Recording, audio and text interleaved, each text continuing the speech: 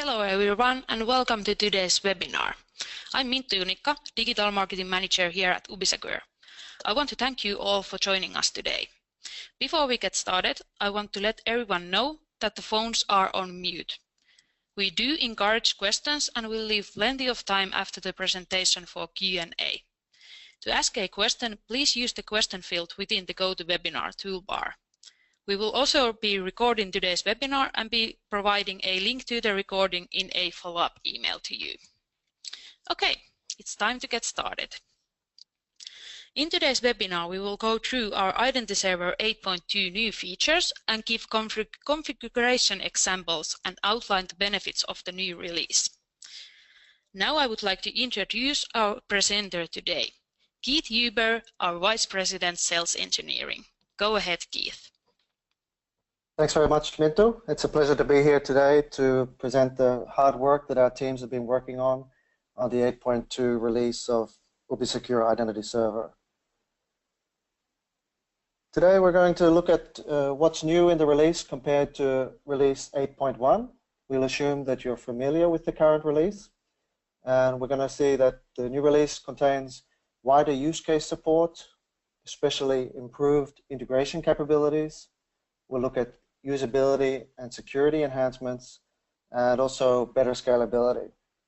So let's look at the main things that are new in this release. First of all, together with this release, we've released a new version of our developer portal.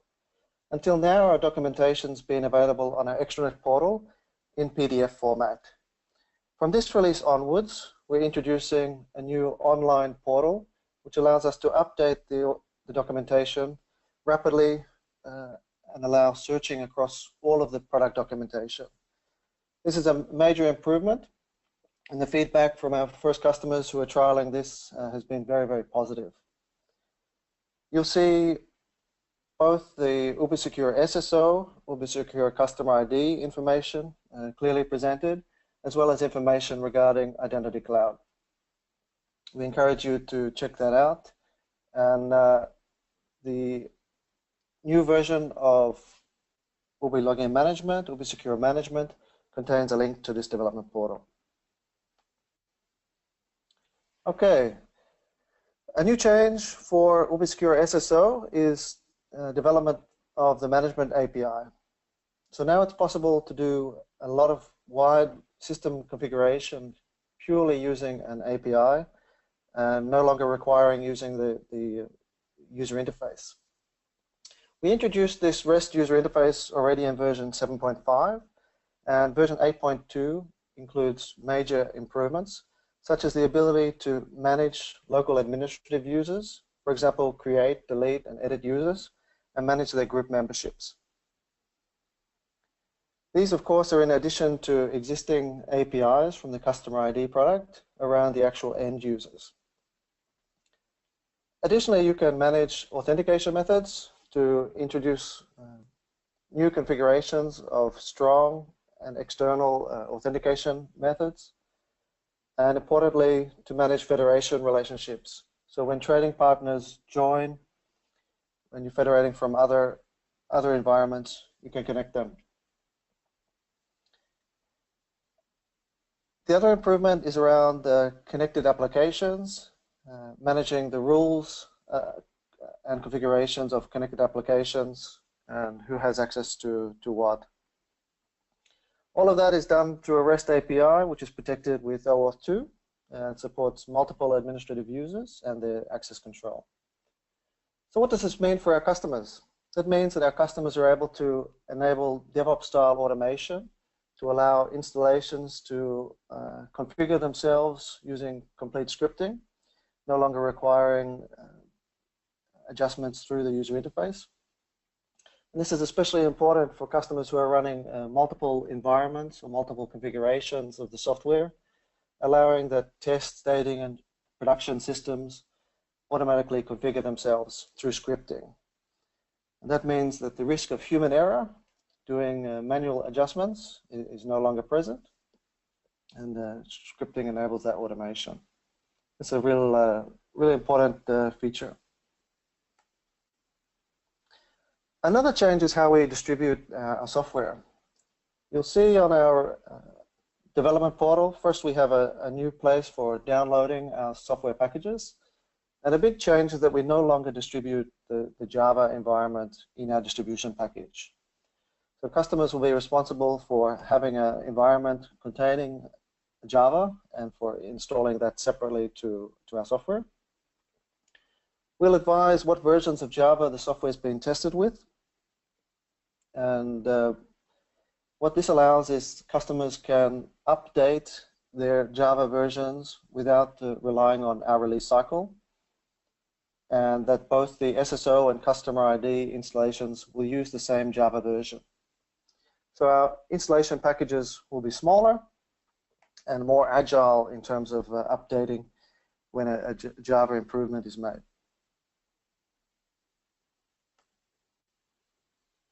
We've made a lot of improvements around OAuth 2 and OpenID Connect. And the first one I'd like to raise is JWT secured authorization requests. This means that now when an application is making an authorization request, it supports both signing and encryption of those requests using both symmetric and asymmetric keys. This applies to both applications which are calling the Ubisecure SSO server for authentication, but also when Ubisecure SSO is working as a proxy and calling external services. So the entire chain will be encrypted and encrypted at both the message level and the transport layer. Alongside that, the relevant endpoints for looking at user information, such as user info and token introspection endpoints, they now also support signing and encryption. Another new feature is that OAuth applications can now be managed using the OpenID Dynamic Client Registration Protocol using the SSO Management API. We've also changed how we publish provider metadata. It's now published at the well-known location, which enables third-party software to automatically configure itself. And we've made improvements on how we read third-party metadata to configure our own applications. So what does this mean for our customers? JWT secured authorization request has become a legislative requirement in some markets to enable message level encryption for authorization and responses as well, just like we have already for many, many years in the SAML2 protocol. This means that if the transport level encryption is compromised, the messages themselves are still encrypted and secure. The improvements for metadata handling means that our server describes its capabilities in a machine-readable format, and that other systems integrating to it can read its capabilities and configure themselves automatically.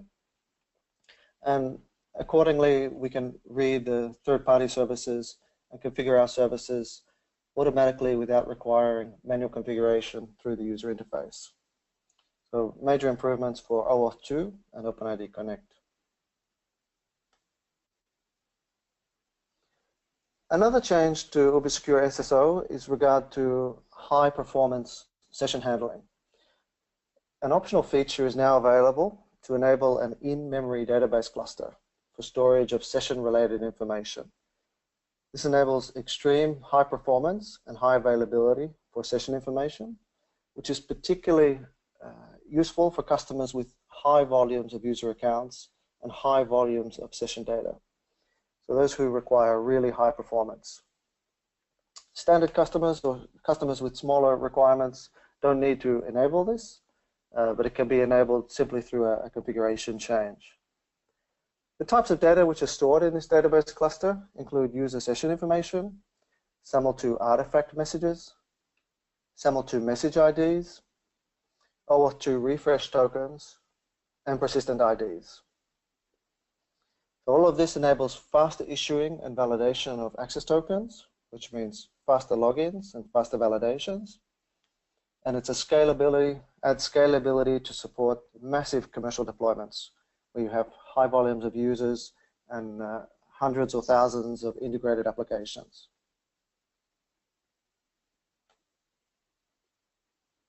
Customer ID also sees additional high availability. we have now complete support for using a multi-node database cluster and multiple instances of the application server. This enables high availability in the event that an individual database node fails. We've published a new health API to allow third-party services to check the status of customer ID and to see each individual service within a customer ID node to check on its health. What this means is that in the event of a hardware or other database infrastructure failure, customer ID will continue to operate and serve customers while that issue is being resolved. This will result in reduced system downtime, and we'll see faster performance by splitting requests across database nodes. Customer ID search has also been improved. We've redesigned the search algorithms for higher performance. That means faster results. And we now have fine-grained control of which object attributes are used for searching.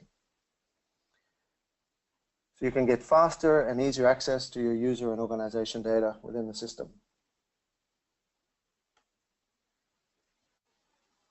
In addition to our documentation portal, we've added a lot of new content and reworked a lot of content and added knowledge base articles.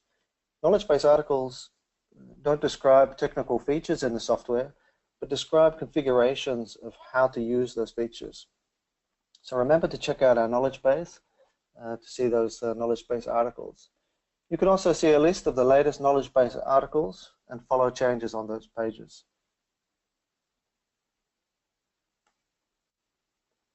So in summary, in the 8.2 release, we have a new developer and partner portal containing new content which is easily searchable.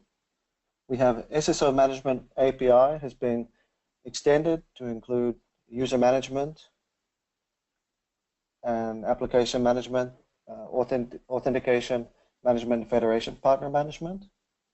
We've seen major improvements to OAuth 2 and OpenID Connect, especially related to encryption and signing of authorization requests. We've added high-performance session handling to Ubisecure SSO product. Customer ID is now highly available for both application server and database support. We've added improved search to customer ID to allow more accurate search results and faster search results. There's many new knowledge base articles explaining how to achieve different use cases in the product, along with a slew of other enhancements, both usability and security. We're really proud of what our team has been able to achieve with this release, and we're looking forward to our customers using that. It'll be available for download on our software repository. The place to find that is from our new developer portal. From the main page at ubisecure.com, you can find a link to the portal from that first page. That concludes the presentation of the new features for the 8.2 release. We're happy to take any questions regarding this release. Okay, thanks Keith, and thank you all for your attention. And like Keith said, we will now begin the Q&A part of this webinar. Please leave your questions in the question field and we will answer them. But to get started, I think we would all like to know what is the release date of the Identity Server 8.2? Great, good question.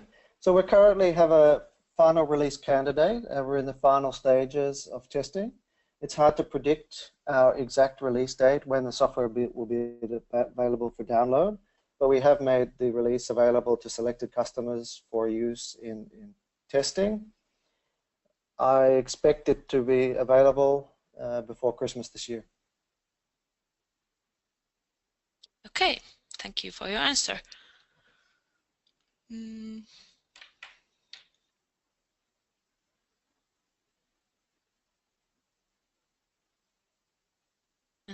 then we have another question.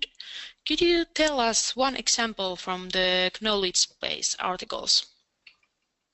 Sure. So in the knowledge base, for example, we've had many customers asking about configuration in order to allow compliance with the General Data Protection Regulation, GDPR. So we've added direct examples of how to improve the messaging, customize the user interface text in different languages to provide the required information that the GDPR requires, how to enable the consent screen and edit the text that is shown during a consent event. These are examples of how the knowledge base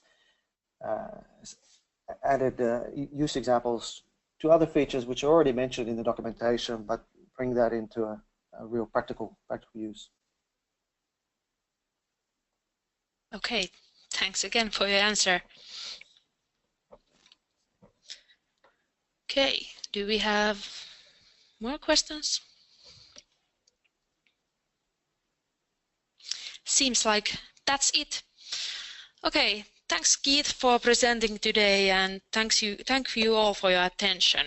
We will send a follow-up email with a link to this webinar, and we do encourage you to follow us on social media, Twitter, LinkedIn, and Facebook for Ubisecure news and information about our upcoming webinars, such as our upcoming GDPR webinar. Thanks again, Keith, for presenting today, and remember to keep in touch with Ubisecure. Thanks again, and have a great weekend. Thanks, Mintu. Thank you.